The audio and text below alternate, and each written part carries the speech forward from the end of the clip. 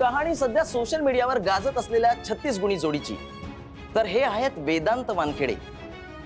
नागपूरच नव्हे तर महाराष्ट्रातील मोठे पुढारी दिवंगत श्रीधर वानखेडे यांचे ज्येष्ठ चिरंजीव।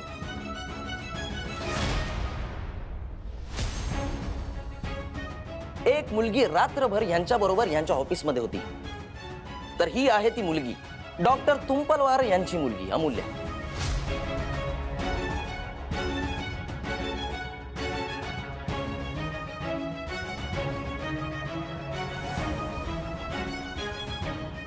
हॅलो, ही बातमी ताबडतोब थांबवायला हवी। वेदांत निर्दोष सुटलाय आणि आता जे काही चाललंय ना ते फक्त त्याला बदनाम करण्याचा प्रयत्न आहे। नोटीस पाठवा त्यांना अब्रू नुकसानीची, आणि अशी अमाउंट टाका ना की बातमी काढूनच टाकली पाहिजे। का लावलंय? का? अरे नागपुरातच नाही, अख्ख्या महाराष्ट्रात झळकते ही बातमी। तुझ्या बाबांनी जे काही नाव कमवलंय ते धुळीस मिळवायचं ठरवलंयस का तू? काय गरज होती तुला हे सगळं करायची? मी काही केलेलं नाहीये आणि हे तुलाही माहिती आहे। तू होतीस ना पोलीस स्टेशन मध्ये जेव्हा अमूल्याने सगळं सांगितलं, आणि त्यामुळेच मी सुटलो ना। अगं, इन्स्पेक्टरने पण कौतुक केलं तिचं, आणि ज्या व्यक्तीने ही केस केली आहे ती अजून समोर आली नाहीये ना। हे सगळं ना मला बदनाम करण्यासाठी होतं। अमूल्यामुळे मी सुटलो आणि मी निर्दोष सुटलोय, आणि हेच सत्य। त्या न्यूजवाल्यांना बघतेच मी, 100 कोटीची केस टाकणार आहे मी त्यांच्यावर। अरे पण तुझ्या बदनामीचं काय करू मी? कोणाकोणाला सांगत फिरू की तू काहीच केलं नाहीयेस म्हणून? आई, बदनामी अमूल्याची झाली आहे। तिला बघायला मुलगा आला होता, त्याने ही बातमी बघितली आणि तो निघून गेला। चांगलं झालं। त्या दोन्ही मुलींचं ना लग्न नाहीच व्हायला पाहिजे, आणि त्या मुलीच्या बदनामीची काळजी नाहीये मला, मला तुझ्या बदनामीची काळजी आहे।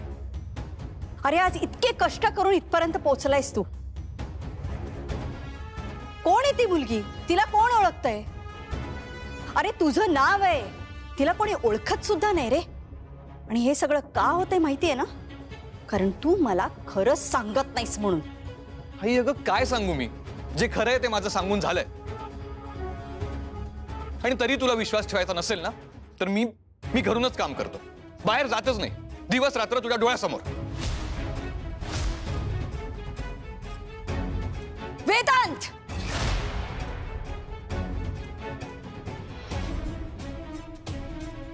आई, तू दादाला बोलायला नको होतस, तो असा नाहीये ग।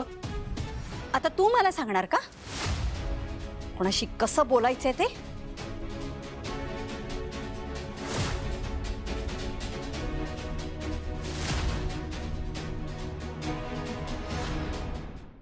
नागपूरच नव्हे तर महाराष्ट्रातील मोठे पुढारी दिवंगत श्रीधर वानखेडे यांचे ज्येष्ठ चिरंजीव। एक मुलगी रात्रभर यांच्याबरोबर यांच्या ऑफिसमध्ये होती। तर ही आहे ती मुलगी, एक यशस्वी बिझनेसमॅन आपल्या कार्यालयातल्या मुलीसोबत रात्रभर राहतो आणि ती त्याची कबुली देते।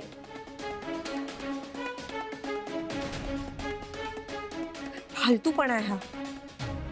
या न्यूज वाल्यांना ना काहीतरी मसालेदार बातमी लागते, बाकी काही नाही।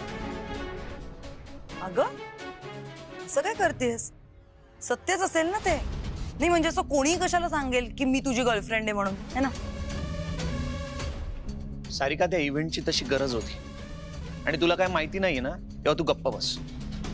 तुम्हालाच काही माहित नाहीये, वेदांतला अटक झाली होती।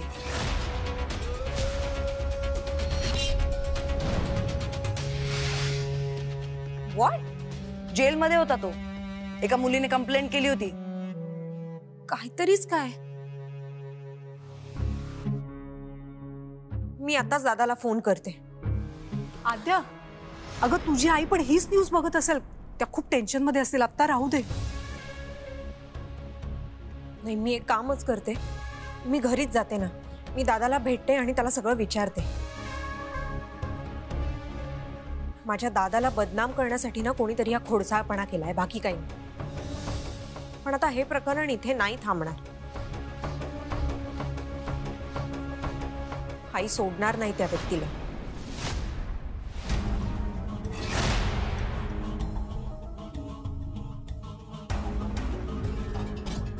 सार्थक तू पण येतोस प्लीज. हो येतो आम्ही.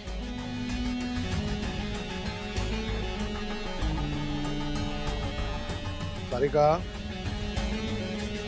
हे पण तूच घडवून आणलंयस का? व्हॉट? मी काही काय उगाच मी कशाला करू? त्या पोलीस स्टेशन मध्ये केलं असेल कोणीतरी काहीतरी. काढू का शोधून मी? बापाला अक्कल नाही शिकवायची. या असल्या भानगडी आमच्या पॉलिटिक्स मध्ये रोज घडत असतात. तुला हजारदा समजावून सांगितलं होतं काही असे उद्योग करू नकोस. तू काही ऐकत नाहीस माझं. ओरडा. मी ओरडा, मलाच ओरडा यावेळी पण. यू नो व्हॉट, बरं झालं ते दोघांची अशी बदनामी झाली. ते तू तोड तुझ्या अकलेचे तारे. निस्तारायला बाप आहेच. कधी अक्कल येणार आहे तुला? स्वतःचं चांगलं वाईटही कळत नाहीये तुला. या बदनामीमुळे नूतन वहिनी चवताळून उठतील. त्यांच्या साथीला तो पुरुषोत्तम आहेच. तो मागे लागेल. वेदांत विक्रांतही चिडलेले असतील. सुनबाईंचा चेहरा बघितलास का जाताना? हे वानखेडे जर मागे लागले ना तर तुझं नाव नक्की समोर येणार. आणि यावेळीस मीही तुला वाचवू शकणार नाही. मला सांग, माझं पॉलिटिकल करिअर संपवायचा विडा उचललायस का तू? तू एक काम कर, तू विक्रांतला विसर. मी तुझ्यासाठी दुसरा मुलगा बघतो. इथला नाही, परदेशातला. त्याच्याशी लग्न कर आणि मोकळी हो. पप्पा नाही, तुम्ही मला प्रॉमिस केलं होतं. चुलीत गेलं ते प्रॉमिस. तू रोज त्या विक्रांतच्या घरात नवीन ठिणगी टाकतेस. त्याचे परिणाम काय होतील याचा विचार तरी केलास का? हो पण पप्पा, विक्रांत मला. आता एक दगड घे आणि डोक्यात घाल माझ्या. मी तरी काय करू शकतो म्हणा? आता पुन्हा हे सगळं निस्तरायचं म्हणजे परत पैसा आला.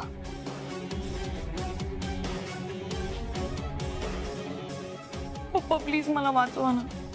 मी खरंच या सगळ्याचा विचारच केला नव्हता. हो ठीक आहे, बघतो मी काय करायचं. माझी माणसं कामाला लावायला लागणार. पण आता परत हे प्रकरण शांत होईस्तोवर तू कोणताही नवीन घोळ घालणार नाहीयेस. हात जोडतो मी तुझ्या समोर.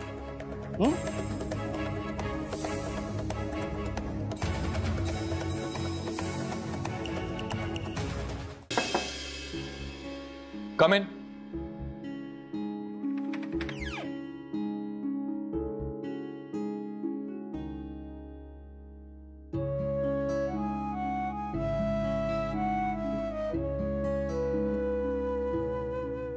सर, हे कॅल्क्युलेशन झालेत. तुम्ही एकदा चेक करा. मी करतो. आणि काही करेक्शन्स असतील तर विजयला सांगतो.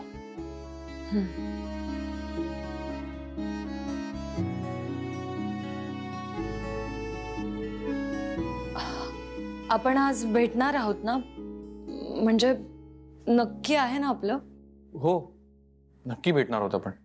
जे घेतलेला निर्णय बदलायचा कशाला ना. आपण नक्की जाऊया. कुठे माहितीये का? ते bean box. Bean box best आहे. Bin box? नाही नाही, नको, तिथे नको. का? काय प्रॉब्लेम आहे? ॲम्बियन्स चांगला आहे, सर्व्हिस चांगली आहे आणि कॉफीच्या पण खूप व्हरायटीज आहेत तिथे. आहेत, पण तिथे गर्दी पण किती असते. त्यापेक्षा आपण जे स्क्वेअरला जाऊया. अमूल्य, मला सांग, तुला किती कॉफी हाऊसेस माहिती आहेत? आणि तुला रिअल कॉफी बद्दल काय माहिती आहे? काहीच नाही. तुला यातलं काहीच माहिती नाही आणि तुझी चॉईस अजिबात चांगली नाही. काय ते जे स्क्वेअर, तिथे कॉफी जाऊ दे, काहीच चांगलं मिळत नाही. अरे पण तू इंटरनेटवर रेटिंग तर बघ. इंटरनेट रेटिंगचं मला सांगूच नकोस. काय ना, आपल्याच ओळखीच्या 100 माणसांनी रेट केलं ना की होतात 5 स्टार रेटिंग. आणि ते सोशल मीडियावर कीवर्ड सर्च टाकलं ना की येतं आपोआप नाव टॉपवर. तुला खरं नाही वाटत आहे का? तू ना एक काम कर, नागपुरातील बेस्ट डॉक्टर असं सर्च कर इंटरनेटवर आणि बघ तुझ्या अण्णांचं नाव येतंय का टॉप 10 मध्ये. ते नाही येणार. कारण तुझे अण्णा इतके उत्तम डॉक्टर आहेत ना की त्यांना या 5 स्टार रेटिंगची गरजच नाही. आणि तुझं काय ते J² ते ओव्हररेटेड आहे. त्यामुळे मी जिथे सांगतोय आपण तिथे जाऊया. मी जिथे सांगते तिथे जाऊया ना. तू माझं ऐक. नेहमी तुझंच ऐकतो मी. तू एक काम कर, तुला जिथे जायचंय तिथे तू जा आणि मला हवंय तिथे मी जातो. मग आपण एकत्र कॉफी कशी पिणार? का मग वेगवेगळ्या ठिकाणी जाऊन आपापली कॉफी प्यायची? ठीक आहे चालेल. तू मला मेसेज कर, मी येते.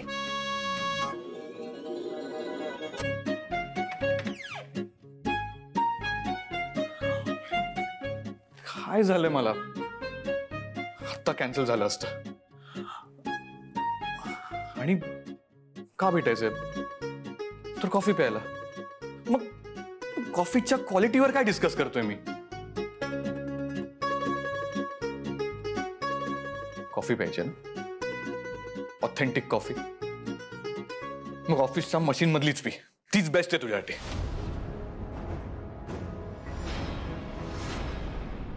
सुमती,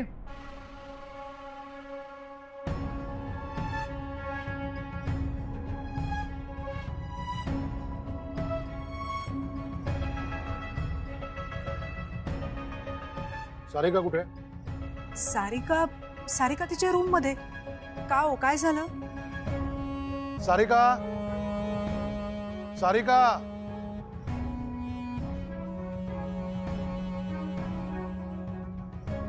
काय झालं? FIR चा बंदोबस्त केलाय. व्हॉट? पप्पा thank you so much. Oh my God, you are great. हो, पण माझा ग्रेटनेस सिद्ध करण्यासाठी पुन्हा असले उद्योग करू नकोस. काय तुझं डोकं खूप सुपीक आहे, त्यामुळे उत्तम उत्तम कल्पनांचं पीक येतच असतं तिथे. त्या कल्पना आधी मला सांगत जा, कळलं का? नसेलच. हे बघ सारिका, तुझ्याकडे 2 पर्याय आहेत. एक, विक्रांतला विसर आणि तुला हवं ते कर. आणि दुसरा पर्याय, जाऊ दे, तू विक्रांतलाच विसर. नो पप्पा, नाही नाही, हे शक्य नाहीये. चिरंजीव सौभाग्यकांक्षिणी सारिका बडवाईक यांना आता आपण मार्गदर्शन करा. मी थकलो. आणि अजून एक, बहिणीकडे जाऊन त्यांच्या सोयरिकीची चौकशी करण्यापेक्षा नूतन वहिनींकडे जा, भेटा त्यांना, बोला त्यांच्याशी आणि माहिती काढा त्या नक्की किती खोलात शिरल्यात याची. पप्पा प्लीज ऐका ना, हे बघा प्लीज, माझं विक्रांतशी लग्न ठरवा प्लीज. मी तुमचं सगळं ऐकेन प्लीज. हात जोडून झालेत माझे, आता फक्त पाया पडायचं बाकी आहे. आणि मला खात्री आहे ती वेळ तुम्ही आमच्यावर नक्की आणाल. ही सुधारणार नाही आणि बोलायची तर थांबणारच नाही. नाही नाही नाही, हे बघा मी खरंच सांगते, मी एक आदर्श मुलगी, आदर्श सून आणि आदर्श बायको म्हणून राहीन खरंच. सारिका, अगं काय हे एवढं कसलं विक्रांतचं वेड लागलंय तुला? मम्मा, आमची चाइल्डहुड लव्ह स्टोरी आहे. मी त्याला विसरू शकत नाही, कळलं?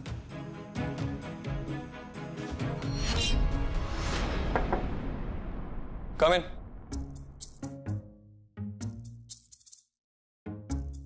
काय झालं? सर, एक विचारू का? विचार. त्या दिवशी काय घडलं सर?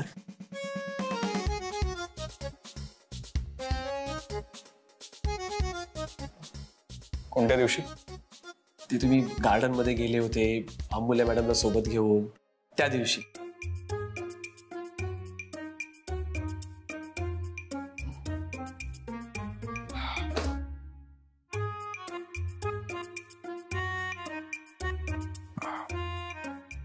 अरे ते मी ज्या मुलीला भेटायला गेलो होतो ना, ते आलीच नाही. आणि आत्ता बघ, 5 मिनिटात 10 मेसेजेस केलेत त्यांनी. सर, ती तर म्हणते की ती आली होती, म्हणजे येलो ड्रेस वाली. आणि सर, तुम्ही दुसऱ्या मुलीच्या जवळ गेला होता. ती दुसरी मुलगी कोण? ती पण येलो ड्रेस मध्ये? म्हणजे सर, तुम्ही अमूल्य मॅडम सोबत गेले होते ती येलो ड्रेसमध्ये होती. मग ही दुसरी मुलगी कोण? अरे सर, नक्की तुम्ही कोणत्या मुलीच्या जवळ गेले होते? विजय, ते महत्वाचं आहे का? तो फोन दे इकडे. इकडे दे. हा तुला ना मी वाचायला दिलं हेच चुकलं माझं. इडियट. सर, ती दुसरी मुलगी पण तुमची गर्लफ्रेंड आहे? ए शट अप. असं काही नाहीये. आणि तुझ्या डोक्यात काय रे, नेहमी मुली नाचत असतात का? जाऊ द्या, तुम्हालाच ठेवता दोन्ही मुली, मला काय करायचंय. सर, ते मॅट्रिमनी साईटवर खूप स्थळ आली का तुम्हाला? तुम्ही सिरियसली घ्या ना जरा. हो, लग्न चांगलं असतं सर. तू केलंस का? नाही सर. पण सर मी या फाईलवर हात ठेवून तुमच्या साक्षीने तुम्हाला वचन देतो सर, की जोपर्यंत तुम्ही लग्न करणार नाही ना, तोपर्यंत मी पण लग्न करणार नाही. विजय, आता जा इथून, नाहीतर मी मारे ना तुला. Get out, get out. Sir, मी जातो सर, म्हणजे जाणारच होतो सर. पण सर, एक सांगतो सर, तुम्ही कितीही रागावलात ना माझ्यावर, तरी माझ्या बाबांनी मला सांगितलंय की वानखेडे फॅमिलीशी एक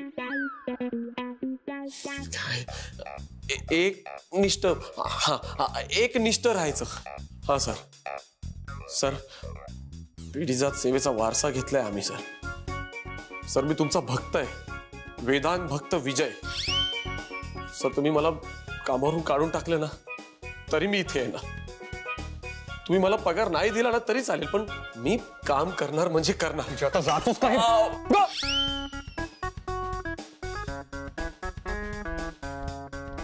इकडे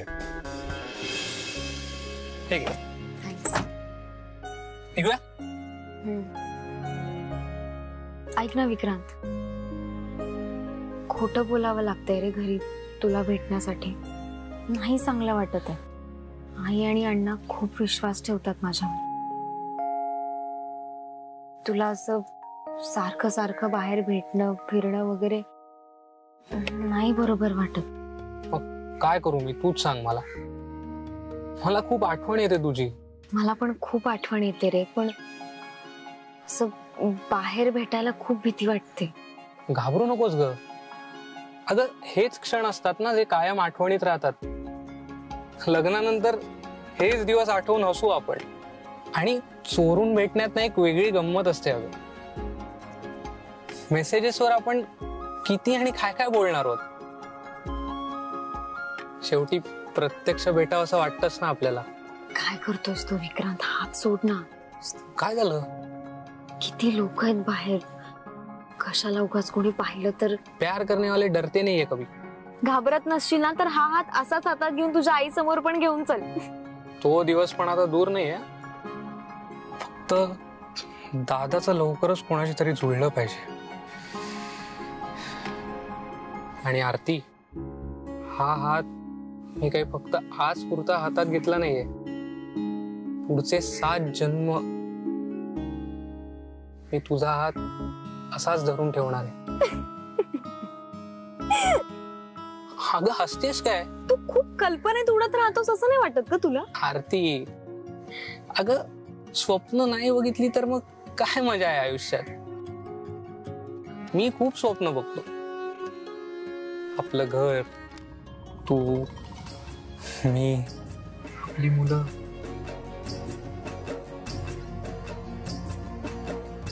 आरती, तूच माझा वर्तमान आहेस आणि तूच माझं भविष्य सुद्धा आहेस. I love you.